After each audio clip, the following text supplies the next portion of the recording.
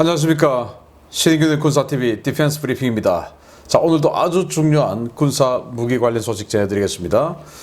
러시아 드론이, 공격 드론이 우크라이나를 관통해서 나토 회원국인 루마니아 영공 영토에 자꾸 떨어지죠. 그래서 미국과 영국이 전투기를 전진 배치시키겠다라는 그런 예고를 했었는데, 전투기를 넘어서 어마어마한 걸 지금 보내서 무력 시위를 하고 있습니다. 어떤 내용인지 보겠고요. 미국이 우크라이나에 전달해 준 하이마스 다련장 로켓이죠.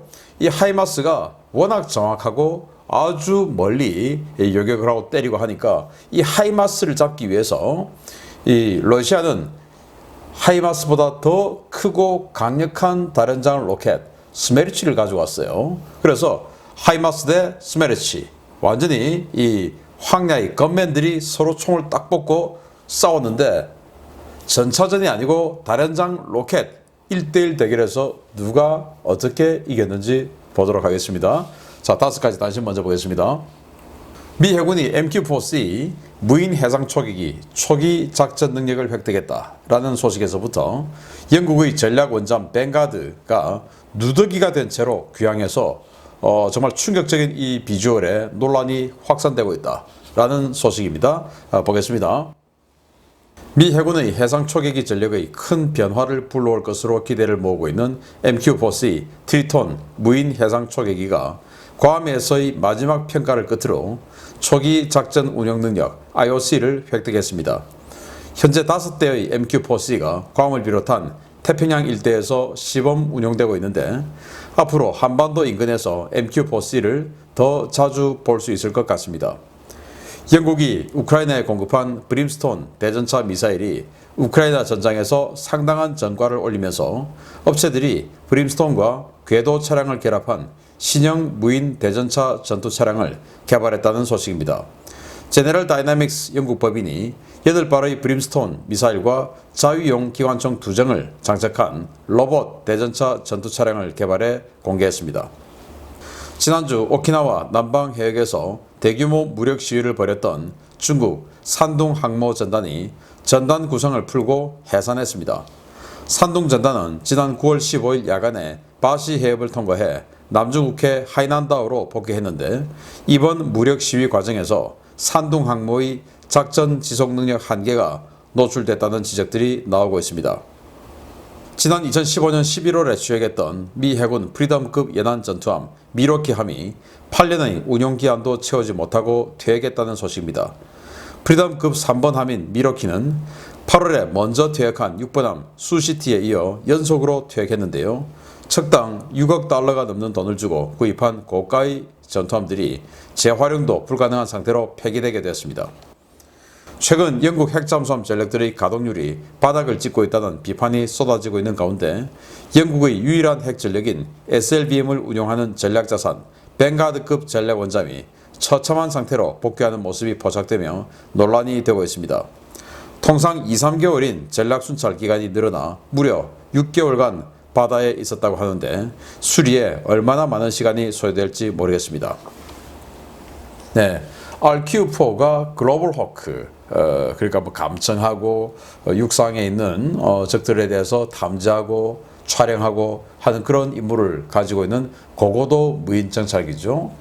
그런데 워낙 고고도에서 작전하고 덩치가 크고 하다 보니까 탑재량도 많고, 그런데 그걸 MQ-4라고 해서 이 해상에서 작전하는 해상 초계기로 만들었죠. 그래서 해상에 있는 적들을 스캔하고 적의 군함이 또는 또 침몰하지 않는지 이런 것들을 하는 그런 임무의 무인 해상 초계기로 운용을 했는데, 이게 점점 발전해서 C 버전 MQ-4C까지 온 거예요. 그래서 이 MQ-4C는 소노부이 등을 장착하고 이제 대잠전까지 하는 겁니다. 그래서 거의 포세이돈 또는 P3C 이런 것들이 하는 그런 대잠 작전까지 하게 되는 MQ-4C 5대를 만들어서 태평양에서 시범 운영해보고, 자 이제 됐어 해서 초기 작전 운영 능력 완료 IOC를 선언하고 이제 작전에 들어가는 초입에 들어갔다. 자 그러면 이거 좀 더 많이 생산해서 우리 동해에도 들어오겠죠. 자 우리도 이제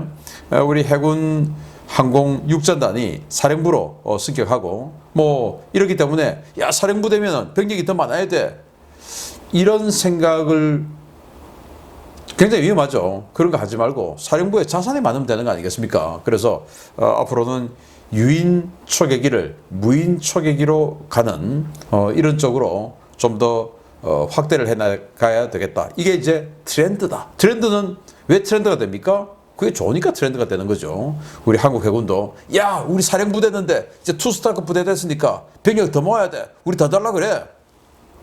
무인으로 가면 병력 떨어지잖아. 더 적어지잖아. 그럼 우리 사령부 좀 애매하잖아. 이런 거 안 했으면 좋겠다라는 생각이 드네요. 안 할 겁니다. 안 하고 있습니다. 자, 브림스톤 대전차 미사일, 그러니까 영국판 헬파이어 미사일이라고 하는 대전차 미사일 브림스톤, 이게 이제 우크라이나에서 활약 좀 하니까 괜찮네 해서 제네럴 다이나믹스 영국 법인이 이런 걸 만들었어요.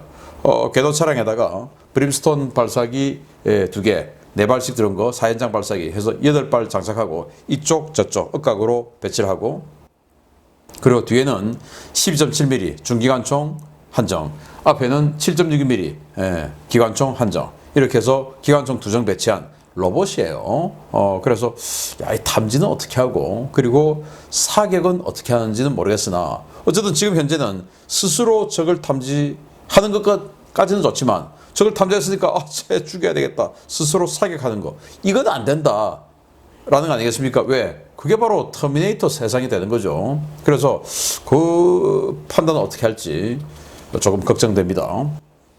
자, 산둥항모.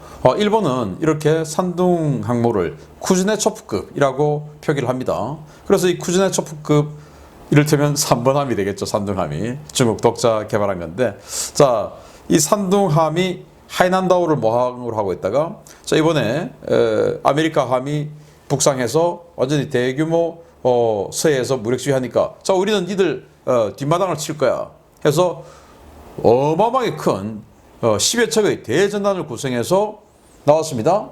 나왔는데, 나왔으면 뭐 항모답게 한 달 정도, 한 달 안 돼도 한 보름 정도 이렇게 필리핀 앞에도 갔다가 괌 앞에도 갔다가 대만 또 한 바퀴 돌고 오키나와 근처도 한번 이렇게 갔다가 뭐 이런 식으로 해서 자극을 해야 되는데 불과 일주일 만에 귀향했습니다. 그 말은 뭐냐? 장기간 작전할 수 있는 능력이 없는 것 같다라는 평가요. 장기간 작전할 수 있는 능력이 없으니까 들어가는 거죠. 그 정도로 산둥항모는 잘못 설계가 됐다, 그리고 잘못 제작됐다라는 것을 여지없이 보여주는 작전이었다라는 평가예요. 참 불행한데요. 멀쩡하게 생긴 이 미로키함이 취획한 지 8년 만에 퇴역합니다. 이 8년 동안의 취역기간 중에서도 수리하러 조선소 들어갔다가 불나고, 항해 중에 고장나서 표류하고, 그래서 함장 보직해임 당하고 완전히 흑역사 많은 배인데 8년 만에 이렇게 퇴역하게 되었습니다. 자, 이 6억 달러 같으면은 거의 뭐 7, 8천억 원 들여서 만든 배를 8년 만에 퇴역한다. 이게 무슨 일입니까 도대체? 취획한 지 8년이면 그것도 초창기 한 1년 정도는 뭐 시험평가하고 뭐 손발 맞추는데 했겠죠. 그러니까 잘못 계획을 세운 것을 지금도 이거 계속 생산하고 있으니까 얼마나 뼈 아픕니까? 그래서 이 최고 수뇌부들은 판단 잘해야 됩니다. 판단 잘하고 미래 결정 잘하고, 그리고 내 선배가 이거 판단 내려놓은 거 이거 내가 뒤집으면 나중에 저 선배가 합참의장 되고 저 선배가 국방장관 됐을 때 내가 어떻게 될까? 그럼 나는 혹시나 내가 참모총장이 되어도 6개월 만에 아웃되는 건 아닐까? 그러니까 저 선배가 한 걸 내가 건드릴 수 없어. 이러면 이 꼴이 나는 겁니다. 그래서 정말 이건 잘못됐어 하면 바로 그냥 후진기어 넣을 수 있는 이런 과감함이 이제는 필요하다. 왜? 너무나 빨리 변하니까. 그래서 몇 년 전에 계획하고 중기 계획하고 마구마구 와가지고 아주 오래된 개념으로 지금 자산에 들어간다. 이거 이제 안 맞다 이거예요. 너무 빨리 변하니까. 그래서 우리 장성들도 저 선배님이 하신 것을 내가 손을 대면 나중에 애매해지는데 이런 생각은 좀 안 했으면 좋겠다라는 걸 제가 이걸 보면서 느껴집니다. 와, 충격적인 비주얼 아닙니까? 아니, 이끼에 뭐 완전히 그냥 누더기가 되었습니다. 이 뱅가드 전략원잠입니다. 트레던트 핵미사일 장착하고 있죠. 그래서 영국은 이 핵잠수함, 핵미사일을 장착한 전략원잠이 4척 있어요. 그런데 영국의 모든 핵잠수함이 거의 가동률 바닥이다. 그런데 영국은 그래도 핵보유국이니까 이 전략원잠 중에 한 척은 바다에 들어가 있어야 러시아가 봤을 때 겁을 내죠. 예. 안 그러면 막 바로 그냥 핵으로 때려버리면 세컨드 스트라이크 능력 없죠. 그러니까 한 척이라도 위성에 안 보여야 뱅가드가 한 척 지금 어디 있는지 모르는 뱅가드. 자, 그러면 우리가 영국에다가 그냥 핵포격 다 했을 때 어딘가에서 트라이던트 미사일이 보복 핵 미사일이 날아올 수 있어. 이제 이게 억제력 아닙니까? 그래서 2, 3개월 항해하고는 들어와야 되는데 지금 수리 부품이 없고 예산도 없고 하다 보니까 수리가 안 돼가지고 나갈 배가 없는 거예요. 못 나가니까, 나갈 배가 없으니까, 교대해 줄 배가 없으니까 바닷속에 하염없이 이렇게 들어가 있다가 이 꼴이 돼버린 겁니다. 이거 수리하려면 얼마나 오래 걸리겠습니까? 그리고 이 꼴을 보는 영국 국민들의 마음은 어떻겠습니까? 그런데 영국 국민들이 자초한 일이죠. 영국병 스스로가 만들었으니까 노조 좋아하고 뭐 어쩌고저쩌고 지금 우리 사회가 알아가고 있는 이 모든 것들의 그 끝판왕이 영국병 아니겠습니까? 우리 이런 꼴 안 나야 되겠다라는 생각 해봅니다. 자, 주요 소식 들어갑니다. 첫 번째입니다. 지난주 미국과 영국이 루마니아 영토 러시아 드론 월경 사건에 문제를 제기하며 흑해 일대 공중 초계를 강화하겠다고 밝힌 가운데 미국이 흑해 상공에 전략 폭격기를 띄웠다는 소식입니다. 미국이 최근 러시아 군용기들의 활동이 부쩍 증가한 흑해 서부 상공에 B-52H 전략 폭격기를 띄워 장기간 전략 초계 임무를 수행했으며 이로 인해 흑해 상공의 군사적 긴장감이 더욱 고조되고 있다고 복수의 워싱턴 소식통이 현지 시각 9월 17일 리포트했습니다. 미국은 9월 15일부터 16일 사이 불가리아 영공을 가로질러 날아온 B-52H 전략 폭격기 한 대를 루마니아 해안 상공으로 투입했는데요. 이 폭격기는 해안 남부의 콘스탄차 인근 상공과 해안 북동부의 우크라이나 국경 인근 일대를 몇 시간 동안 선회 비행했습니다. 해당 폭격기는 한반도 긴장 고조 상황에도 자주 출연했던 미 공군 제5 폭격비행단 예하 제23 폭격비행대 소속 기체였는데요. 이 부대는 핵무기 운용 능력을 보유하고 있는 전략폭격 전담 부대입니다.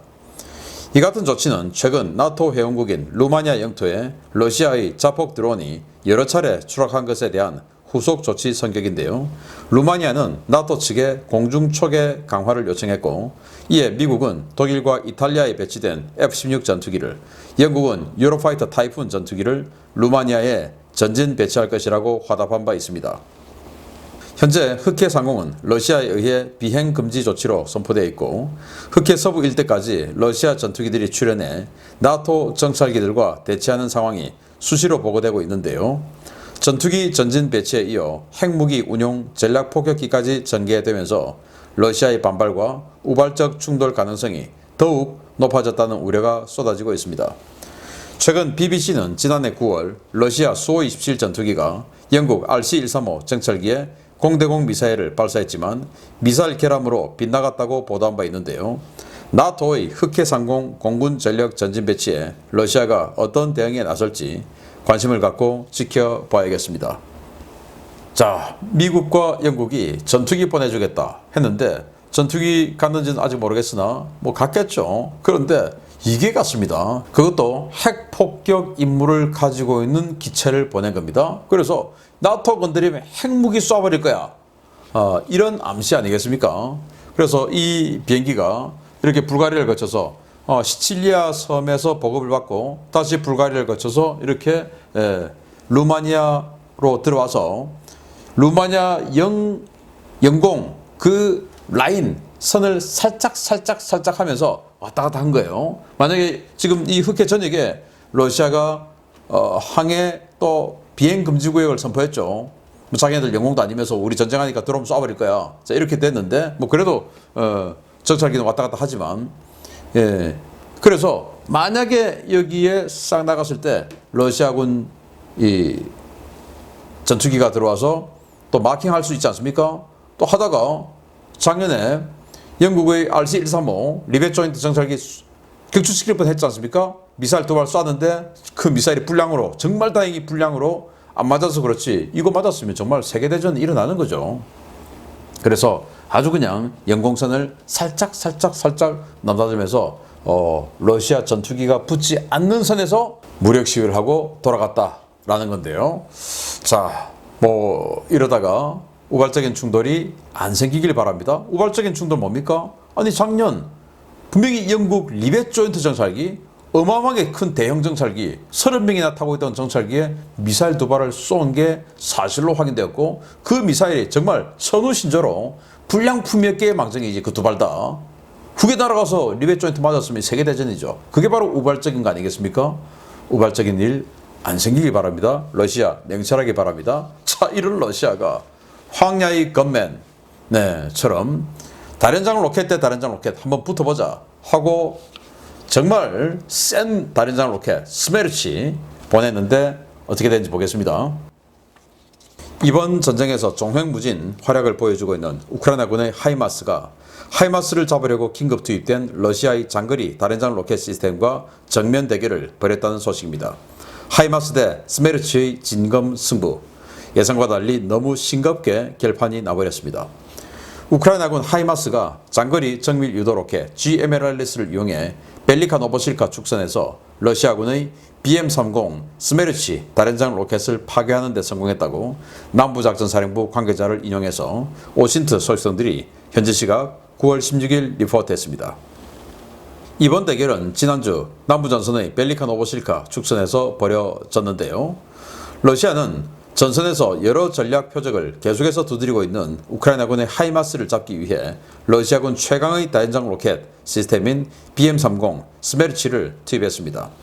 하이마스는 신형 GMLRS-ER 모델을 사용할 경우 최대 150km까지 타격할 수 있지만, 현재 우크라이나군은 45km급의 로켓과 70km급의 로켓 두 종을 주력으로 사용하고 있는데요. 이에 반해 스메르치는 기본탄을 써도 70km, 사거리 연장탄을 사용할 경우 120km까지 타격할 수 있어 사거리 면에서 하이마스를 압도한다는 평가를 받아왔습니다. 특히 스메르치는 300mm라는 대구경을 활용해 장거리 정찰용 드론이 탑재된 로켓탄도 운용할 수 있는데요. 객관적 재원상 스메르치의 압승이 될 수밖에 없었던 이번 대결은 황당하게도 하이마스의 승리로 끝났습니다. 러시아군은 우크라이나군 하이마스를 잡기 위해 전선에서 35km 떨어진 지역까지 스메르치를 전진 배치했는데요. 스메르치 배치와 이동 상황에 대한 첩보를 사전에 입수한 우크라이나는 스메르치가 방열하고 있는 순간을 포착해 GMLRS 한 발을 발사해 아주 간단하게 스메르치를 파괴했습니다. 파괴 당시 스메르치는 이를 보호하는 야전 방공 시스템이나 근접 호위 장갑차도 없이 단신으로 움직였는데요. 그저 사거리만 길면 하이마스를 이길 수 있다고 오판했던 러시아군, 학습 능력이라는 것이 없는 모양입니다. 자, 뭐 세계에서 가장 강력한 다련장 로켓이라는 그런 칭호를 한동안 받아왔었던 스메르치입니다. 이 스메르치를 짝퉁으로 뺏겨서 중국이 300mm 장사정 다련장 로켓 만들었고, 또 그걸 또 뺏겨서 북한도 만들고, 북한은 그걸 더 키워서 400mm, 600mm까지 만들었지만, 아무튼 그 대구경 다련장 로켓의 효시다, 원조다 라고 할 수 있는 이 스메르치, 이걸 보냈어요. 하이마스가 워낙 뒤에는 탄약고 때리고 유류저장고 때리고 하니까, 야, 하이마스 저거 일단 한번 잡아보자 해서 이걸 보낸 거예요. 자, 그런데 이렇게 돼버렸습니다. 스메르치가 딱 와서 방해하는 순간 차가 움직여서 이렇게 도로에서 빠져나와서, 이 개활지죠, 여기가 이제 밀밭으로 보이는데 밀밭으로 딱 나와서 정차하고 방해를 쫙 합니다. 해서 이제 사격하려고 딱 하는 순간 그냥 날아와서 맞아버렸습니다. 계속 보고 있었던 거죠. 우크라이나군 정찰 드론이, 야, 스메르치 온대, 저거 우리 한번 잡아보자. 딱 계속 이제 따라오는데 이게 들어온 겁니다. 그러면 이 정도 작전을 할 것 같으면 이 스메르치를 보호하는 장갑차라든지 그리고 야전 방공 시스템이라든지 이런 게 같이 붙어야 되는데, 이런 어떤 그 사기를 갖다가 완전히 좌우할 수 있는 이런 큰 작전, 규모는 크지 않지만 의미는 큰 작전을 하면서 그냥 너 혼자 갔다 와. 왜? 여기는 우리 통제구역이니까 안전할 거야. 아니, 후방 지역에 특작부대 없습니까? 이 특작부대 한 2-3명만 가면 스멜치 이거 혼자 다니면 그냥 바로 아웃 아닙니까? 그 호위하는 장갑차 하나 없고, 그리고 혹시나 날아올 수 있는 어떤 그 드론이나 이런 것들에 대한 방공을 해주는 야전 방공 시스템 하나 없이 혼자 이렇게 오다가 딱 서는 순간 그냥 맞아버린 겁니다. 누가 때렸냐? 하이마스가 때렸답니다. 하이마스 잡으려고 갔는데 하이마스가 때렸다. 이거 이제 우크라이나 드론이 촬영한 거고요. 이건 지나가던 행인이 이거 뭐야? 이거 사진 찍어서 올렸는데 알고 보니까 스멜치 똑같은 상황입니다. 그러니까 이제 복수로 지금 촬영이 비디에가 된 거죠. 자, 이런데 여기 어디냐? 벨리카 노보실카 축선입니다. 이게 이제 벨리카 노보실카인데 여기 한참 지금 뭐 전투가 이어지고 있는 바로 그 최전선이죠. 그래서 여기는 아직도 2차 방어선까지 우크라이나가 못 내려왔어요. 오레오브 축선에서는 2차 방어선 때리고 있지만 여기는 아직도 1차 방어선 이제 돌파하고 2차 방어선으로 가려고 하는 이 상황이에요. 그런데 여기 뒤에 있는 러시아군 포병부대들이 여기 있습니다. 포병부대를 있죠. 이 포병부대 소속의 스멜치인 거죠. 자, 여기가 빌막이에요. 우크라이나가 벨리카 노보실카를 때리는 게 빌막을 잡으려고 지금 오는 겁니다. 왜냐? 여기 이제 기차길이 이어지니까 이 빌막을 때려버리면 이제 보급 기차가 움직일 수가 없어요. 그 빌막을 잡으려고 여기서 밀고 있는 거예요. 빌막 옆에다가 스멜치를 보낸 거예요. 전선에서 35km. 자, 그러면 우크라이나의 하이마스는 전선에서 최소 20km에서 30km 정도 있을 거야. 왜? 여기서 20-30km 사거리를 가진 포를 쏠 수 있으니까 그 포 후방에 우크라이나군의 하이마스가 있을 거야. 그러면 여기 갖다 놓으면 하이마스와 스멜치끼리 한번 붙어볼 수 있는 거야. 자, 그런데 스멜치가 자기네들이 평소에 주장했던 대로 120km짜리 탄이 있다면 훨씬 뒤에서 쏘는 게 맞겠죠. 하이마스는 70km 탄밖에 없으니까 그 70km 탄이 안 닿는 곳에 방해를 시켜야 되는데, 그러니까 러시아가 우리 120km짜리 있어, 이거는 거짓말이었다, 뻥이었다. 그래서 자기네들도 70km니까 70km짜리 잡으려고 그 사정권 안에 들어갔는데 서자마자 그냥 맞아버린 겁니다. 그 정도로 러시아군의 이 평소 거짓말은 아주 심하다라는 거고, 또 저는 그때 안 맞아도 이 스멜치가 우크라이나군의 하이마스를 맞추지는 못했을 거다. 왜? 유도가 안 되니까, 제대로 안 되니까 쏠 수가 없죠. 맞출 수가 없죠. 그 인근까지 날려보낼 수는 있어도 70km 정도 날아가면 뭐 로켓탄이 완전히 그냥 킬로미터 단위로 흩어지겠죠. 이걸 우크라이나는 위성 유도로 그냥 정확하게 때려버리는 유도가 되니까, 그래서 한 방에 트럭 하나를 그냥 때릴 수 있는 엄청난 정확도를 보여주면서 박살이 났는데, 이게 러시아는 절대로 공개 안 하겠지만 이런 식으로 아름아름 가면 야, 우리 포병 중에 믿을 게 도대체 뭐야? 라는 스탈린이 포병은 전쟁의 신이야 라고 했던 그 스탈린의 군대가 이런 식으로 포병이 쭉 터져서 다 깨지고 있다 라는 소식. 스멜치 대 하이마스, 그냥 하이마스 1라운드 공 치자마자 바로 KO로 이겨버렸다 알려드렸습니다. 마치겠습니다. 감사합니다.